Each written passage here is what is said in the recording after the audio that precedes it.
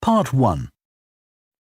You will hear a man phoning to find out about some children's engineering workshops.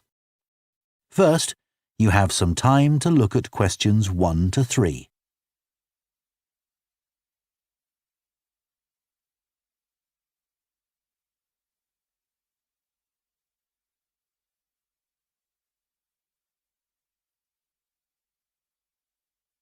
Now listen carefully and answer questions 1 to 3. Hello, Children's Engineering Workshops. Oh, hello. I wanted some information about the workshops in the school holidays. Sure. I have 2 daughters who are interested. The younger one's Lydia. She's 4. Do you take children as young as that? Yes, our Tiny Engineers Workshop is for 4 to 5-year-olds. What sorts of activities do they do? All sorts. For example, they work together to design a special cover that goes round an egg, so that when it's inside, they can drop it from a height and it doesn't break. Well, sometimes it does break, but that's part of the fun. Right. And Lydia loves building things. Is there any opportunity for her to do that? Well, they have a competition to see who can make the highest tower. You'd be amazed how high they can go. Right. But they're learning all the time as well as having fun. For example, one thing they do is to design and build a car that's attached to a balloon, and the force of the air in that actually powers the car and makes it move along. They go really fast too. Okay, well, all this sounds perfect. Before you hear the rest of the conversation, you have some time to look at questions 4 to 10.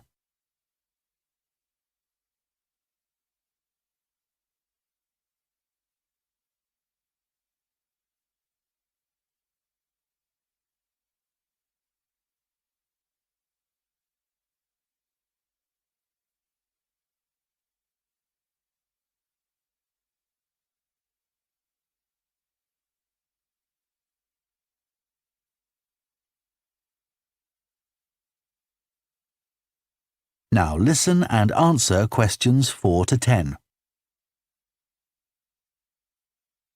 Now, Carly, that's my older daughter, has just had her 7th birthday. So presumably she'd be in a different group. Yes, she'd be in the Junior Engineers. That's for children from 6 to 8. And do they do the same sorts of activities? Some are the same, but a bit more advanced. So they work out how to build model vehicles, things like cars and trucks, but also how to construct animals using the same sorts of material and technique. And then they learn how they can program them and make them move. So they learn a bit of coding. They do. They pick it up really quickly. We're there to help if they need it, but they learn from one another too. Right. And do they have competitions too? Yes. With the Junior Engineers, it's to use recycled materials like card and wood to build a bridge. And the longest one gets a prize. That sounds fun. I wouldn't mind doing that myself. Then they have something a bit different, which is to think up an idea for a 5-minute movie and then film it, using special animation software. You'd be amazed what they come up with. And of course, that's something they can put on their phone and take home to show all their friends. Exactly. And then they also build a robot in the shape of a human, and they decorate it and program it so that it can move its arms and legs. Perfect. So is it the same price as the Tiny Engineers? It's just a bit more. £50 for the 5 weeks. And are the classes on a Monday too? They used to be, but we found it didn't give our staff enough time to clear up after the first workshop, so we moved them to Wednesdays. The classes are held in the morning from 10 to 11. Okay, that's better for me actually. And what about the location? Where exactly are the workshops held? They're in Building 10A. There's a big sign on the door. You can't miss it. and that's in Fradston Industrial Estate. Sorry. Fradston. That's Fradston.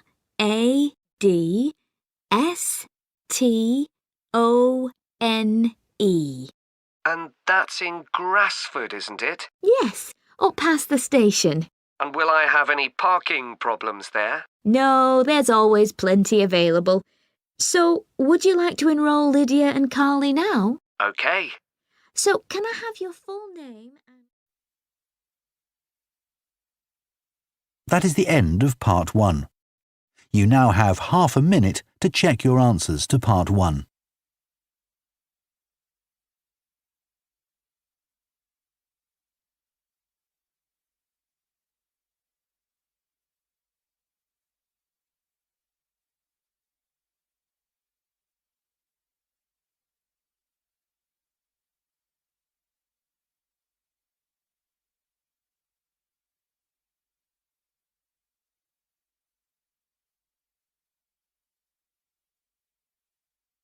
Part 2.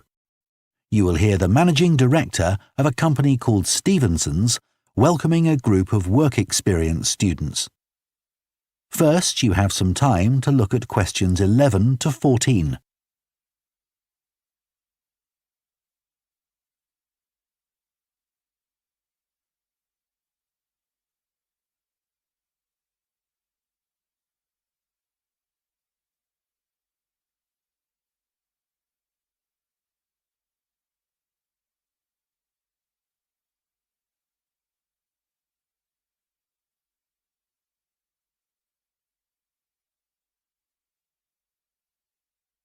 Now listen carefully and answer questions 11 to 14.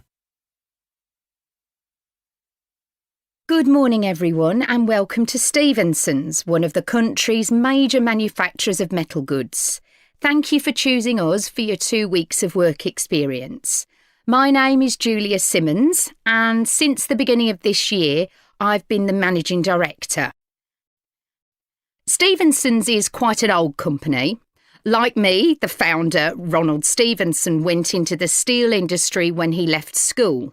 That was in 1923. He set up this company when he finished his apprenticeship in 1926, although he actually started making plans 2 years earlier in 1924. He was a very determined young man. Stevenson's long-term plan was to manufacture components for the machine tools industry, although in fact that never came about, and for the automotive industry, that is cars and lorries. However, there was a delay of 5 years before that happened, because shortly before the company went into production, Stevenson was given the opportunity to make goods for hospitals and other players in the healthcare industry. So that's what we did for the first 5 years. Over the years, we've expanded the premises considerably. We were lucky that the site is big enough, so moving to a new location has never been necessary. However, the layout is far from ideal for modern machinery and production methods, so we intend to carry out major refurbishment of this site over the next 5 years.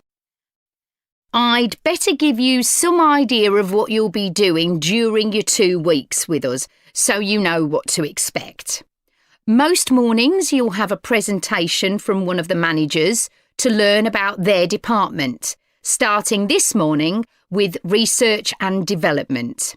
And you'll all spend some time in each department, observing what's going on and talking to people, as long as you don't stop them from doing their work altogether.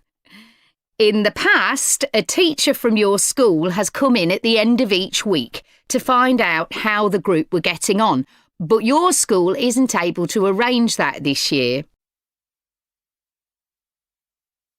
Before you hear the rest of the talk, you have some time to look at questions 15 to 20.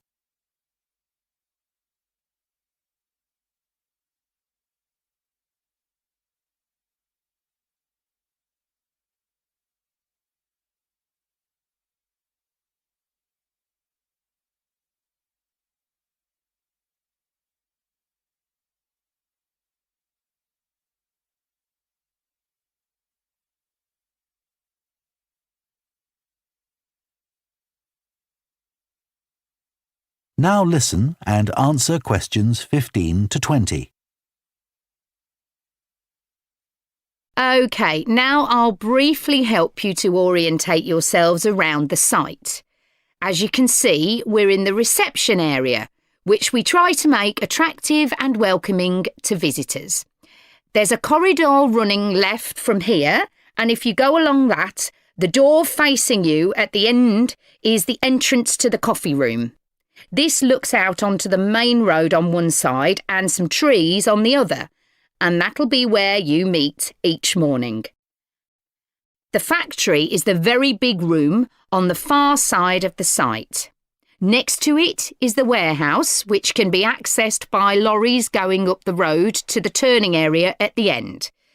You can get to the warehouse by crossing to the far side of the courtyard, and then the door is on your right. Somewhere you'll be keen to find is the staff canteen. This is right next to reception. I can confidently say that the food's very good, but the view isn't. The windows on one side look onto a corridor and courtyard, which aren't very attractive at all, and on the other onto the access road, which isn't much better. You'll be using the meeting room quite often, and you'll find it by walking along the corridor to the left of the courtyard and continuing along it to the end. The meeting room is the last one on the right, and I'm afraid there's no natural daylight in the room. Then you'll need to know where some of the offices are. The Human Resources Department is at the front of this building, so you head to the left along the corridor from reception, and it's the second room you come to. It looks out onto the main road. And finally, the boardroom, where you'll be meeting sometimes. That has quite a pleasant view, as it looks out onto the trees. Go along the corridor past the courtyard, right to the end. The boardroom is on the left, next to the factory. OK, now, are there any questions before we move? That is the end of part 2. You now have half a minute to check your answers to part 2.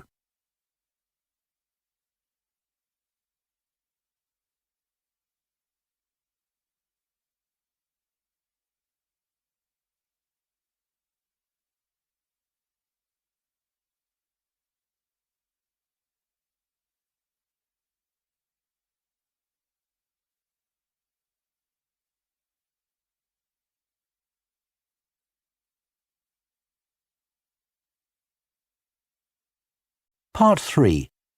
You will hear 2 students called Jess and Tom discussing their art projects. First, you have some time to look at questions 21 to 24.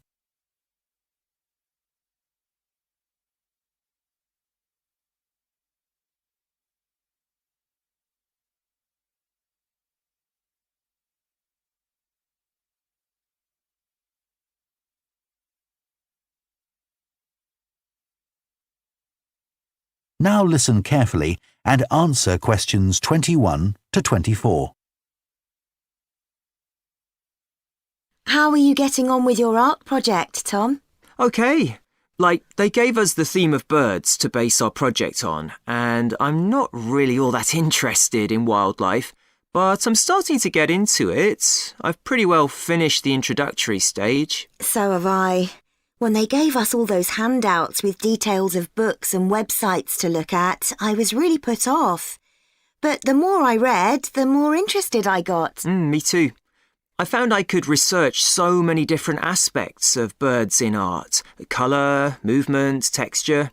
So I was looking forward to the bird park visit. What a letdown. It poured with rain and we hardly saw a single bird.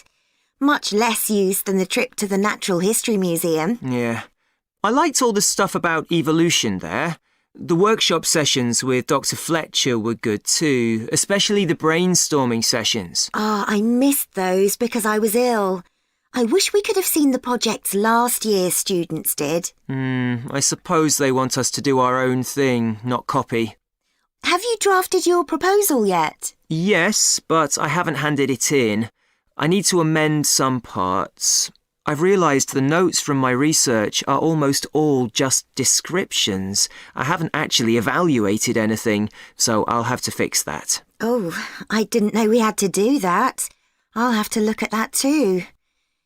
Did you do a timeline for the project? Yes, and a mind map. Yeah, so did I. I quite enjoyed that. But it was hard having to explain the basis for my decisions in my action plan. What? You know, give a rationale. I didn't realise we had to do that. OK, I can add it now.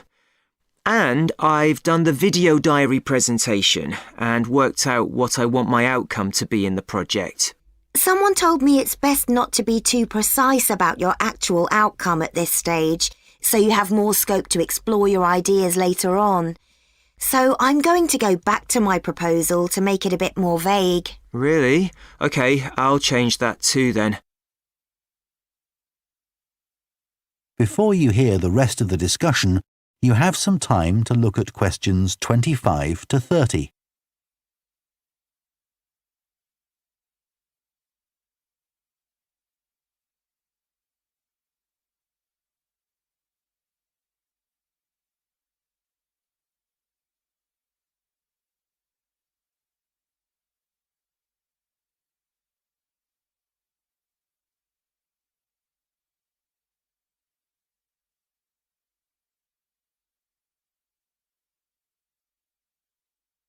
Now listen and answer questions 25 to 30. One part of the project I'm unsure about is where we choose some paintings of birds and say what they mean to us. Like, I chose a painting of a falcon by Landseer. I like it because the bird's standing there with his head turned to one side, but he seems to be staring straight at you. But I can't just say it's a bit scary, can I? You could talk about the possible danger suggested by the bird's look. Oh, OK. There's a picture of a fish hawk by Audubon I like. It's swooping over the water with a fish in its talons and with great black wings which take up most of the picture. So you could discuss it in relation to predators and food chains? Well, actually, I think I'll concentrate on the impression of rapid motion it gives. Right. Do you know that picture of a kingfisher by Van Gogh? It's perching on a reed growing near a stream. Yes, it's got these beautiful blue and red and black shades. I've actually chosen it because I saw a real kingfisher once when I was little. I was out walking with my grandfather and I've never forgotten it. Oh, so we can use a personal link? Sure. OK. There's a portrait called William Wells. I can't remember the artist, but it's a middle-aged man who's just shot a bird. And his expression and the way he's holding the bird in his hand suggests he's not sure about what he's done. To me, it's about how ambiguous people are in the way they exploit the natural world. Interesting. There's Gauguin's picture via a Matty. He did it in Tahiti. It's a woman with a white bird behind her that is eating a lizard. And what I'm interested in is what idea this bird refers to. Apparently, it's a reference to the never-ending cycle of existence. Wow. I chose a portrait of a little boy, Giovanni de' Medici. He's holding a tiny bird in one fist. I like the way he's holding it carefully so he doesn't hurt it. Oh, right. That is the end of part 3.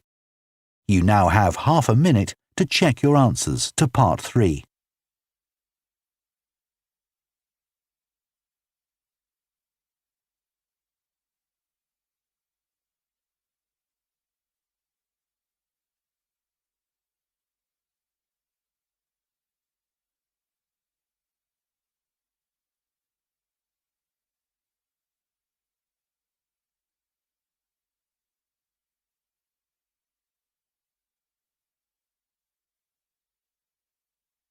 Part 4. You will hear a professor of philosophy giving a talk on the ancient philosophy of Stoicism. First, you have some time to look at questions 31 to 40.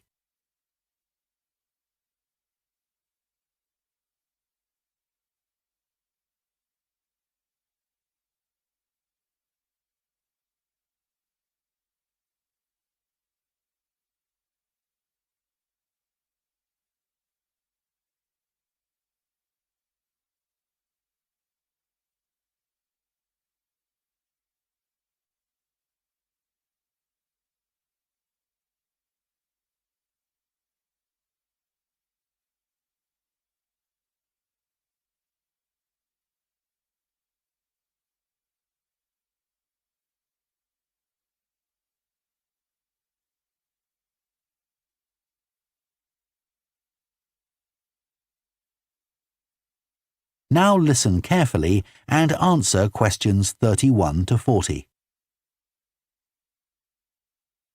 Ancient philosophy is not just about talking or lecturing or even reading long, dense books. In fact, it is something people have used throughout history to solve their problems and to achieve their greatest triumphs.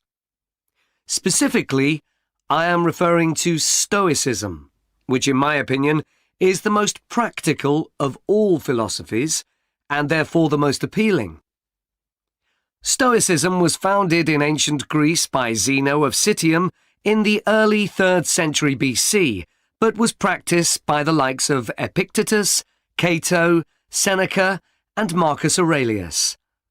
Amazingly, we still have access to these ideas, despite the fact that the most famous Stoics never wrote anything down for publication. Cato definitely didn't. Marcus Aurelius never intended his meditations to be anything but personal. Seneca's letters were, well, letters, and Epictetus's thoughts come to us by way of a note-taking student. Stoic principles were based on the idea that its followers could have an unshakable happiness in this life, and the key to achieving this was virtue. The road to virtue, in turn, lay in understanding that destructive emotions like anger and jealousy are under our conscious control. They don't have to control us, because we can learn to control them. In the words of Epictetus, external events I cannot control, but the choices I make with regard to them I do control. The modern-day philosopher and writer Nassim Nicholas Taleb defines a Stoic as someone who has a different perspective on experiences which most of us would see as wholly negative. A Stoic transforms fear into caution, pain into transformation, mistakes into initiation, and desire into undertaking. Using this definition as a model, we can see that throughout the centuries, Stoicism has been practiced in more recent history by kings, presidents, artists, writers, and entrepreneurs.